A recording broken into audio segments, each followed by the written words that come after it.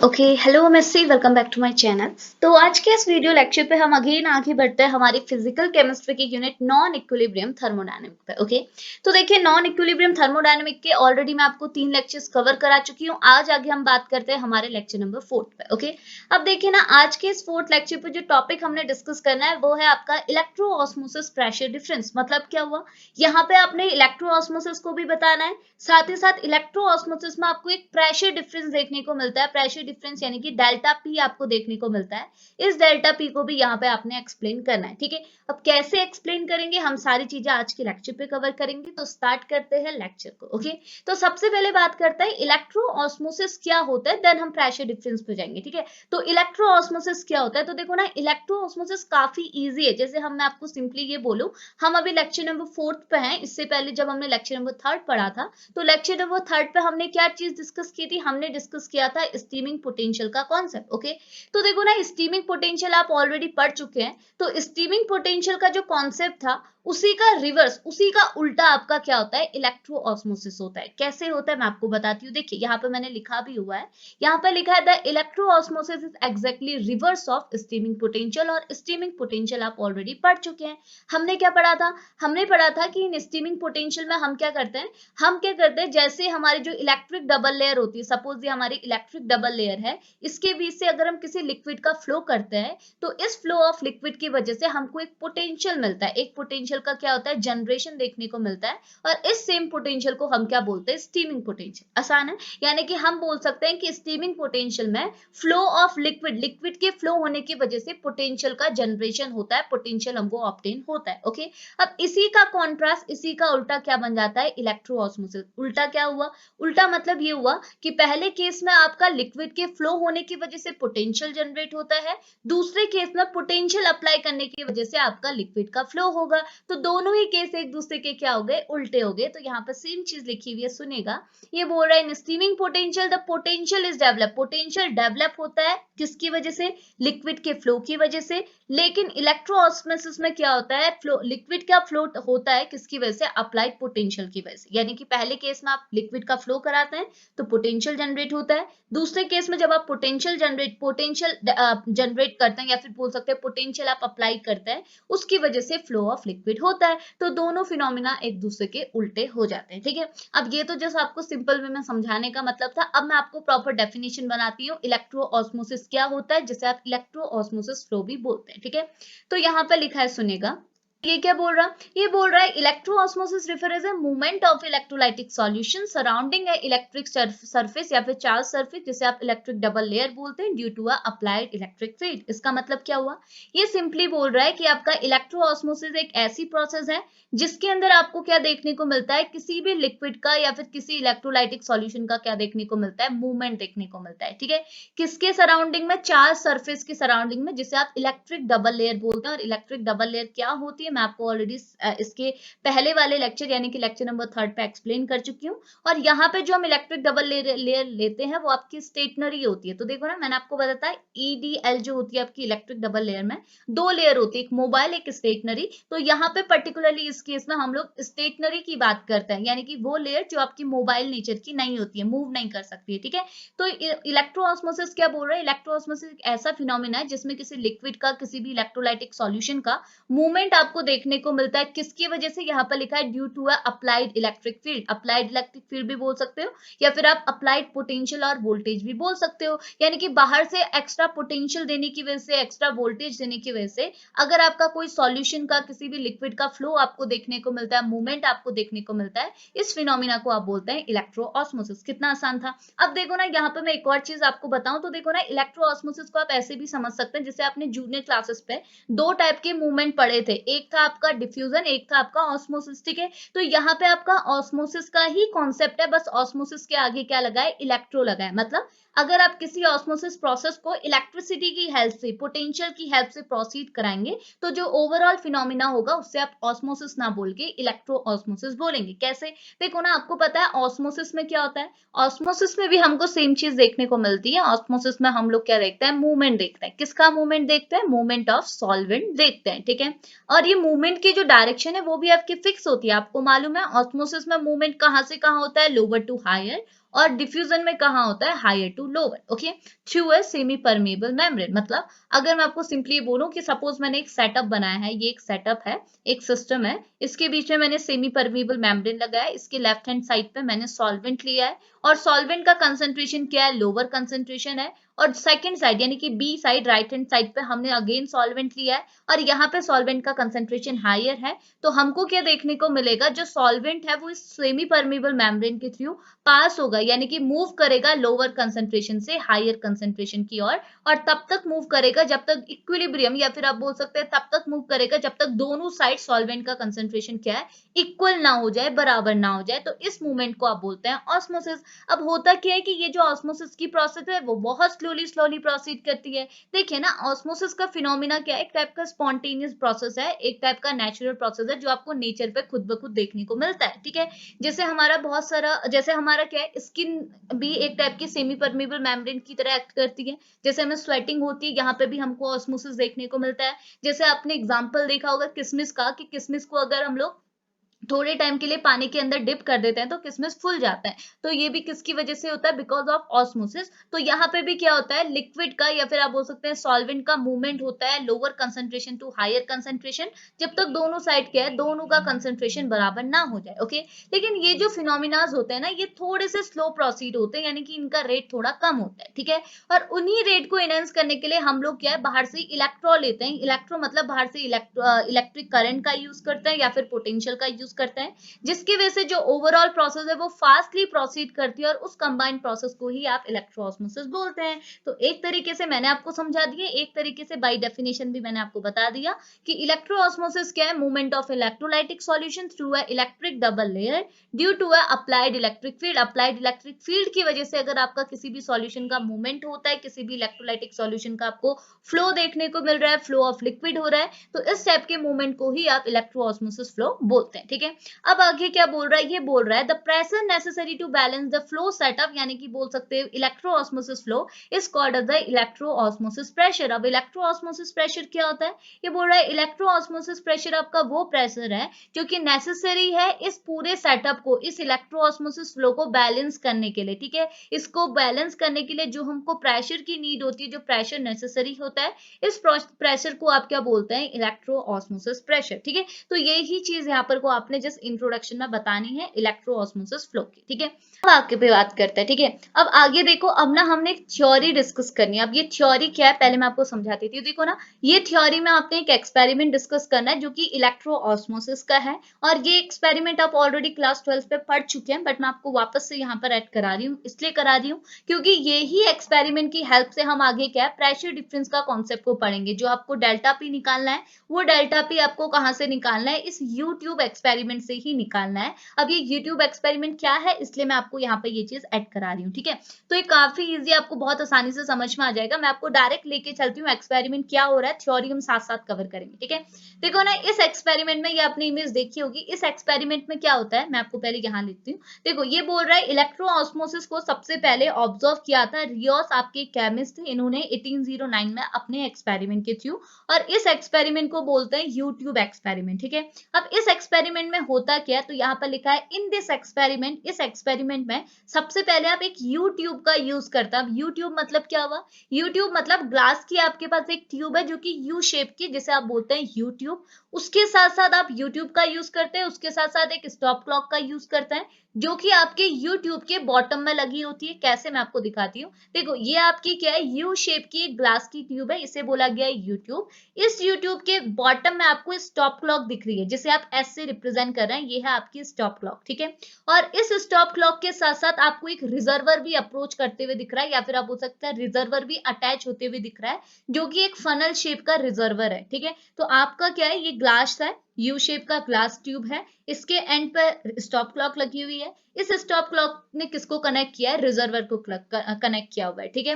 और ये जो आपके ये यू शेप के जो आपके ग्लास है, इसमें क्या है, आपने इलेक्ट्रोड भी लगाए हुए हैं, प्लैटिनम के इलेक्ट्रोड जनरली इन्होंने यूज किए थे। एक इलेक्ट्रोड को पी बोला गया है, एक इलेक्ट्रोड को पी डैश बोला गया है, ठीक है। तो सेम चीज यहाँ पर लिखिए, ये बोल रहा है in this experiment you tube with the stop clock at the bottom and the platinum electrode P and P dash in the each limb, ठीक है। तो दोनों एंड पे क्या है, दोनों ओपनिंग पॉइंट पे क्या है, आपने इलेक्ट्रोड लगाए हुए हैं प्लैटिनम के पी एंड पी डैश। और ये बोल रहा है थ्रू दिस स्टॉप क्लॉक, इस स्टॉप क्लॉक की हेल्प से आपकी जो ये यू ट्यूब है वो किसके साथ कनेक्ट है, एक फनल शेप के रिजर्वर के साथ, जो मैंने आपको बता दिया, ये फनल शेप के रिजर्वर के साथ स्टॉप क्लॉक ने आपके यूट्यूब को कनेक्ट किया हुआ है, ठीक है।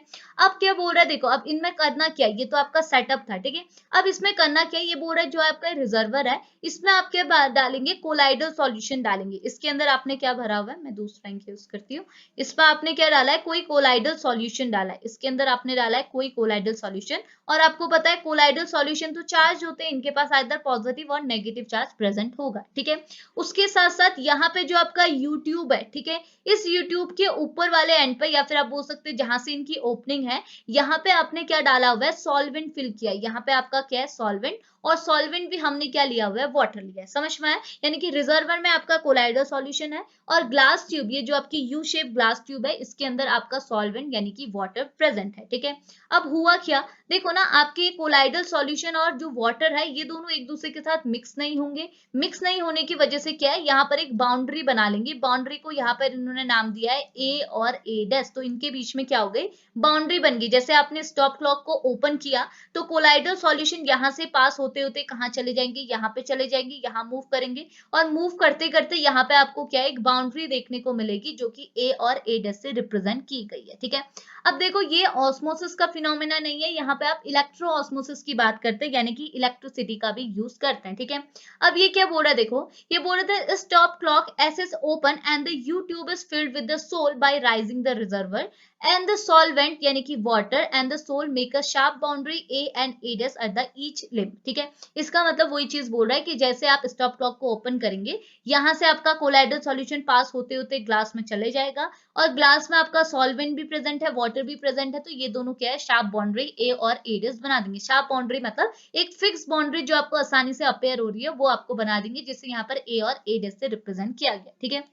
नाउ अब आगे क्या बोल रहा है, ये बोल रहा है आप सपोज कीजिए, क्योंकि हम इलेक्ट्रोऑस्मोसिस पढ़ रहे हैं तो इलेक्ट्रिसिटी हम अप्लाई करेंगे। तो सपोज बोल रहा है ये जो इलेक्ट्रोड है इस पे हमने इलेक्ट्रिसिटी अप्लाई की, हमने वोल्टेज दिया 502 का वोल्टेज हमने अप्लाई किया, जिसकी वजह से क्या हो गया, आपको क्या देखने को मिलेगा, अगर यहाँ पे करंट पास हो रहा है तो देखो जो आपकी इलेक्ट्रोड है, दो टर्मिनल है, एक पॉजिटिव और नेगेटिव, तो आपको क्या देखने को मिलेगा, क्योंकि आपके कोलाइडल सॉल्यूशन आपके चार्ज हैं, पॉजिटिव भी हो सकता है नेगेटिव भी हो सकता है। तो अगर यहाँ पे जो कोलाइडल सॉल्यूशन प्रेजेंट है अगर वो नेगेटिवली चार्ज होंगे, तो सारे नेगेटिवली चार्ज कोलाइडल पार्टिकल कहाँ की ओर मूव करने लगेंगे, पॉजिटिव इलेक्ट्रोड की ओर मूव करने लगेंगे, ठीक है। सिमिलरली क्या होगा, अगर आपके कोलाइडल सॉल्यूशन कैसे होंगे, पॉजिटिवली चार्ज होंगे, तो ये पॉजिटिवली चार्ज कोलाइडल पार्टिकल कहाँ की ओर मूव कर जाएंगे, नेगेटिव इलेक्ट्रोड की ओर मूव कर जाएंगे। तो होगा क्या, यहाँ पर बाउंड्री डिस्टर्ब हो जाएगी। तो देखो ना, यहाँ पर इस केस में हम पर्टिकुलरली किसकी बात करने वाले हैं, हम हमारा जो कोलाइडल सॉल्यूशन ले रहे हैं वो है FeOH का होल थ्राइस, यानी कि FeOH होल थ्राइस क्या है, हमारा एक टाइप का कोलाइडल सॉल्यूशन है। और हम बता देते हैं कि इसका कोलाइडल सॉल्यूशन जो है ये एक टाइप का पॉजिटिवली चार्ज कोलाइडल पार्टिकल है, ओके। अब अगर ये कोलाइडल पार्टिकल पॉजिटिवली चार्ज है तो हमको क्या देखने को मिलेगा कि अगर हमारे ये कोलाइडल सॉल्यूशन क्या है, पॉजिटिवली चार्ज है, मैं ऐसे दिखा देती हूँ, अगर ये सबके सब पॉजिटिवली चार्ज है तो ऑब्वियस सी बात है ये पॉजिटिव चार्ज कोलाइडल पार्टिकल कहाँ की ओर मूव करेगा, नेगेटिव इलेक्ट्रोड की ओर मूव करेगा। अब देखो नेगेटिव इलेक्ट्रोड की ओर मूव करने की वजह से क्या होगा, इस बाउंड्री पे, ये जो बाउंड्री है ए डैश, इसके पास एक्सेस में पॉजिटिव चार्ज आ जाएगा, जिसकी वजह से ये बाउंड्री का जो हाइट है वो बढ़ जाएगी, थोड़ी सी इसकी हाइट क्या हो जाएगी, बढ़ जाएगी, इसकी एक्चुअल हाइट से बढ़ जाएगी, जिसकी वजह से आपको देखो दूसरे केस में जब आपने करंट को पास कराया, पोटेंशियल आपने अप्लाई किया, तो आपको बाउंड्री में डिफरेंस देखने को मिल रहा है। पहली बाउंड्री ए और ए डैश थी जो कि बराबर थी, लेकिन दूसरे केस में बाउंड्री बन गई बी और बी डैश जो कि आपस में इक्वल नहीं है। क्यों नहीं है, क्योंकि हमारा जो कोलाइडल पार्टिकल यहाँ पर हम ले रहे हैं FeOH का होल थ्राइस, ये एक टाइप का कैसा कोलाइडल पार्टिकल है, पॉजिटिव कोलाइडल पार्टिकल है। अब पॉजिटिव कोलाइडल पार्टिकल होने की वजह से ये सारे कोलाइडल पार्टिकल कहाँ की ओर मूव करने लगे, नेगेटिव इलेक्ट्रोड की ओर मूव करने लगी, और इसकी एंड पे क्या हो जाएगा, एक्सेस ऑफ पॉजिटिव पार्टिकल आने की वजह से इस बाउंड्री का हाइट क्या हो जाएगा, थोड़ा सा बढ़ जाएगा, एक्चुअल हाइट से थोड़ा बढ़ जाएगा, जिसकी वजह से क्या हो जाएगी, बाउंड्री हमारी डिस्टर्ब हो गई पहले के कंपेयर में। ठीक है, अब इस डिस्टर्बेंस की वजह से हमको क्या पता चला, इस एक्सपेरिमेंट का क्या कंक्लूजन निकला, तो यहाँ पर लिखा है कि इस बाउंड्री में कितना चेंज आया, बाउंड्री की हाइट में कितना चेंज आया, उसकी वजह से हम ये प्रिडिक्ट कर सकते हैं कि हमारा कोलाइडल पार्टिकल किस चार्ज का है, यानी कि कोलाइडल पार्टिकल में कौन सा चार्ज प्रेजेंट है, या फिर आप बोल सकते हैं कोलाइडल पार्टिकल कौन सा चार्ज कैरियर है। यहाँ पे तो हमने पर्टिकुलरली एग्जांपल ऐसे कोलाइडल पार्टिकल का लिया जो पॉजिटिवली चार्ज है। अगर देखो, अगर नेगेटिवली चार्ज आपका कोलाइडल पार्टिकल होता तो ये जो बी डैश वाली बाउंड्री वो तो अपनी पोजिशन पे रहती, लेकिन बी वाली बाउंड्री का साइज बढ़ जाता। क्यों? क्योंकि नेगेटिव चार्ज पार्टिकल अगर होते तो वो पॉजिटिव इलेक्ट्रॉन की एंड पर बैठ जाते और यहाँ पर बाउंड्री की हाइट को इंक्रीज कर देते। अब कौन सी बाउंड्री का साइज इंक्रीज हो रहा है, कौन सी बाउंड्री का हाइट इंक्रीज हो रहा है, उसके बेसिस पर हम ये प्रिडिक्ट कर सकते हैं कि हमारे कोलाइडल पार्टिकल का चार्ज कौन सा है। तो इस फिनोमिना को बोलते हैं इलेक्ट्रो ऑस्मोसिस का सॉरी, ये जो एक्सपेरिमेंट है इसे आप बोलते हैं इलेक्ट्रो ऑस्मोसिस एक्सपेरिमेंट, क्योंकि यहाँ पे ऑस्मोसिस हुआ बट किसकी प्रेजेंस में हुआ, इलेक्ट्रिसिटी की प्रेजेंस में हुआ। और इस एक्सपेरिमेंट के थ्रू हम क्या प्रिडिक्ट कर सकते हैं कि हमारा जो ये एक्सपेरिमेंट में जो कोलाइडल पार्टिकल हम यूज कर रहे हैं, इस कोलाइडल पार्टिकल का चार्ज कैसा है। तो अगर किसी कोलाइडल पार्टिकल का चार्ज हमने प्रिडिक्ट करना है तो हम इस इलेक्ट्रो ऑस्मोसिस के यूट्यूब एक्सपेरिमेंट का यूज कर सकते हैं। ठीक है, अब ये तो हम लोग समझ गए। देखो, थ्योरी वही चीज है जो मैंने अभी आपको बताई है। ठीक है, तो वही एग्जाम्पल लेके यहाँ पे बताया हुआ है। अब आगे बात करते हैं। देखो अब ये क्या बोल रहे हैं, देखो ये बोल रहा है इन अ यूट्यूब एक्सपेरिमेंट। अभी हमने यूट्यूब एक्सपेरिमेंट डिस्कस किया, इस पर हमने क्या बोला, when a potential difference is applied across a fluid saturated porous medium the liquid rise on one side and lower the another side. तो देखो यही चीज तो अभी हमने डिस्कस की कि जैसे हमारा पोटेंशियल डिफरेंस जब हम अप्लाई नहीं करते हैं तो हमारा जो लिक्विड का जो लेवल होता है, ये जो आपका वाटर का या फिर आप बोल सकते हैं आपका सॉल्वेंट का, लिक्विड का जो लेवल है वो बराबर है। लेकिन जैसे हमने बाहर से क्या है, पोटेंशियल अप्लाई किया, करंट अप्लाई किया, तो यहाँ पर को एक साइड तो लिक्विड का लेवल बढ़ गया, जैसे बी साइड आपने देखा ये हुआ था ना, लेवल आपका क्या हुआ था, बढ़ गया था।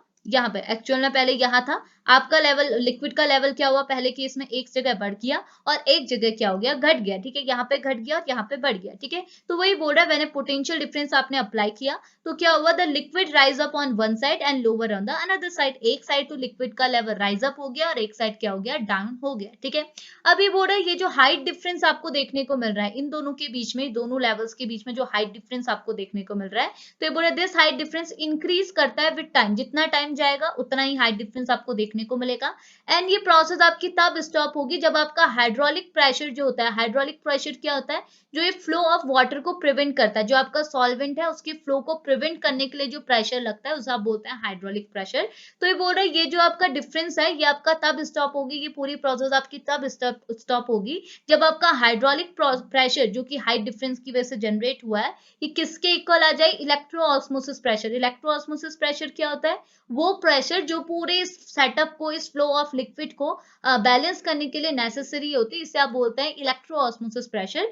तो जब आपका hydraulic pressure and electro osmosis pressure एक दूसरे के इक्वल आ जाए तो तब जाके आपकी पूरी प्रोसेस क्या होगी, जाके स्टॉप होगी। तो अब यहाँ पर लिखा है एट दैट टाइम, उस टाइम पे क्या होगा, जो हाइट डिफरेंस है वो आपका क्या होगा, मैक्सिमम हो जाएगा। यानी कि हाइट डिफरेंस जो है दो लेवल्स के बीच में जो हाइट डिफरेंस है वो आपका मैक्सिमम हो जाएगा। और उस एक्सप्रेशन को हम कैसे रिप्रेजेंट करते हैं, फंक्शन ऑफ टाइम के रिस्पेक्ट में, तो यहाँ पर डेल्टा एच यानी कि हाइट में कितना डिफरेंस आएगा उसको कैसे रिप्रेजेंट किया हुआ है, delta P equilibrium. Delta P equilibrium मतलब यहाँ पर लिखा है, देखिए ये बोल रहा है डेल्टा पी इक्विलिब्रियम मतलब क्या हुआ कि प्रेशर में जो आपका पी है उसमें कितना क्या है, डिफरेंस आया, कितना चेंज आया। तो यहाँ पर लिखा है delta P equilibrium is a pressure difference caused by the electroosmosis flow. Electroosmosis flow मतलब electroosmosis pressure at a equilibrium which is corresponding to a maximum height difference. Maximum height difference मतलब hydraulic pressure. ठीक है, तो इसकी वजह से आपको क्या देखने को मिलता है, डेल्टा पी इक्विलिब्रियम डिवाइड में क्या है, रो एफ। रो एफ मतलब क्या होता है, रो एफ मतलब हो जाता है फ्लूइड डेंसिटी। तो आपको पता है रो मतलब तो डेंसिटी है, इसके बेस में एफ लगाया तो इसे बोलते हैं फ्लूइड के लिए डेंसिटी की जो हम बात कर रहे हैं तो उसे बोलते हैं रो एफ। रो एफ मतलब हो गया फ्लूइड डेंसिटी। और जी मतलब क्या होता है, एक्सीलरेशन ड्यू टू ग्रेविटी। तो यहाँ पर लिखा है g is equal to acceleration due to gravity, तो ये हो गया जी बेस। और ब्रैकेट के अंदर क्या हुआ, वन माइनस एक्सपेरिमेंट माइनस क्या हो जाएगा, one divided by tau. Tau मतलब क्या हो जाएगा, रिस्पॉन्स ऑफ ऑफ टाइम के रिस्पॉन्स में हम यहाँ पर को बात कर रहे हैं, ब्रैकेट ऑफ, तो ये फॉर्मूला किसके लिए बन जाएगा, डेल्टा एच का फॉर्मूला हमको यहाँ पे ऑब्टेन हो जाएगा, ठीक है। अब इसी के करस्पॉन्डिंग हम यहाँ से डेल्टा पी इक्विलिब्रियम की बात करें, क्योंकि हमारा मेन काम तो क्या है, हमने प्रेशर डिफरेंस निकालना है, तो प्रेशर डिफरेंस हमारे किसके इक्वल होगा, डेल्टा पी इक्विलिब्रियम किसके इक्वल हो गया, 8 epsilon naught Z V, Z मतलब यहाँ पे को क्या है, zeta potential divided by A square, bracket लगेगा, स्टार्ट होगा तो 1 minus 2 lambda I naught I one divided by A I naught, तो देखो यहाँ पर आपका लैम्डा और I one divided by I naught क्या है, तो लैम्डा होता है आपका डिबाई लेंथ, ठीक है, लैम्डा मतलब डिबाई लेंथ होता है, और आई नॉट और आई वन आपका क्या होता है, जीरो ऑर्डर और फर्स्ट ऑर्डर, इसको आप एज अ फंक्शन लेने वाला है, तो आई नॉट मतलब जीरो ऑर्डर की बात कर रहे हैं, आई वन मतलब आप फर्स्ट ऑर्डर की बात कर रहे हैं, और ब्रैकेट के अंदर क्या हो जाएगा, ए डिवाइडेड बाय लेम्डा, दोनों साइड ऊपर भी और नीचे भी A divided by lambda, lambda again आपका क्या हो जाएगा, डिवाई लेंथ। तो ये जो फॉर्मूला आपको मिल रहा है डेल्टा पी इक्विलिब्रियम का, ये फॉर्मूला किसका है, हमारा प्रेशर डिफरेंस, जो कि हमारा क्या है, इलेक्ट्रो ऑस्मोसिस में फॉर्म होता है, किसकी वजह से हो रहा है, ये हाइट डिफरेंस की वजह से हो रहा है, और हाइट डिफरेंस क्यों हो रहा है वो मैंने आपको इस एक्सपेरिमेंट के थ्रू एक्सप्लेन कर दिया, ठीक है। तो यही चीज आपने यहाँ पर को बतानी है कि electro osmosis phenomena and pressure difference यहाँ पर को क्या है, ठीक है। तो आज के लेक्चर पे हमने यहाँ पे इतना चीज डिस्कस करना है, तो अभी हम यहाँ पे लेक्चर को फिनिश करेंगे, मिलेंगे नेक्स्ट लेक्चर पे, तब तक के लिए बाय बाय।